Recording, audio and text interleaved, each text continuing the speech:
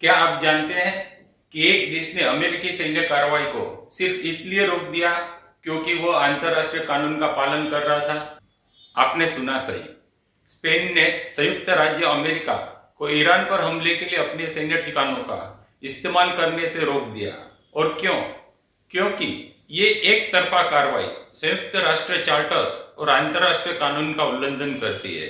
लेकिन सवाल यह है कि अगर हर देश अपनी अपनी मनमानी करने लगे तो क्या होगा? इजराइल और अमेरिका के संयुक्त सैन्य अभियान ने ईरान पर हमला किया और उसका असर यूएई और अन्य गल्फ देशों पर भी पड़ा। ये हमले सिर्फ ईरान तक ही सीमित नहीं रहे, बल्कि संप्रभुता और उल्लंघन करके पूरी खाड़ी क्षेत्र को अस्थिर बना दिया। जब वैश्विक ताकतें अपनी इच्छाओं को दूसरे देशों पर थोपने लगती है तो उसका सबसे ज्यादा असर शांतिपूर्ण देशों पर पड़ता और उससे संघर्ष और अराजकता फैलती है। WW3 का खतरा केवल काल्पनिक नहीं है। जब बड़े देश अपने फैसलों में अंतर्राष्ट्रीय कानून और संप्रभुता की अनदेखी करते तो विश्व युद्ध जैसे संकट पैदा हो सकते हैं। यही कारण है कि यदि हम अंतर्राष्ट्रीय नियमों को ताक पर रखते हैं तो दुनिया के विभिन्न हिस्सों में विवाद और संघर्ष बढ़ सकते हैं, जैसे कि यूएई और अन्य खाड़ी देशों में देखा गया। अब वेनेजुएला को देखिए, जहां अमेरिकी सैन्य हस्तक्षेप और धमकियां अंतर्राष्ट्रीय कानून के खिलाफ मानी जाती है।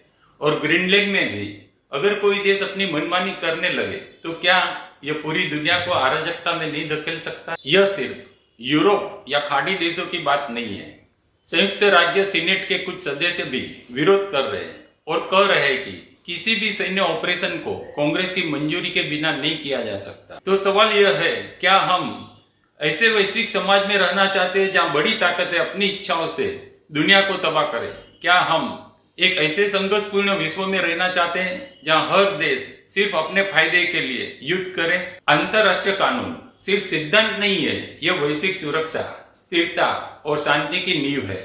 अगर हम इसे नजरअंदाज करते हैं तो दुनिया में अराजकता और महासंघर्ष का माहौल बन जाएगा।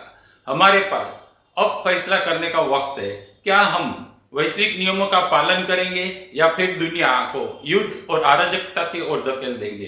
प्रश्न यह है कि हम एक ऐसे संघर्षपूर्ण विश्व में रहना चाहते हैं जहां हर देश सिर्फ अपने फायदे के लिए युद्ध करे। यदि ये लड़ाई लंबी चली और इसका विस्तार दूसरे देशों में हुआ तो वैश्विक आर्थिक तूफान आएगा, जैसे कि सरकारी खर्च में वृद्धि, व्यापार में कमी, मानव संसाधन की हानि, महंगाई, आर्थिक मंदी, दीर्घकालीन आर्थिक परिणाम, ऋण और आर्थिक निर्भरता, वैश्विक अर्थव्यवस्था पर असर, मनोवैज्ञानिक प्रभाव।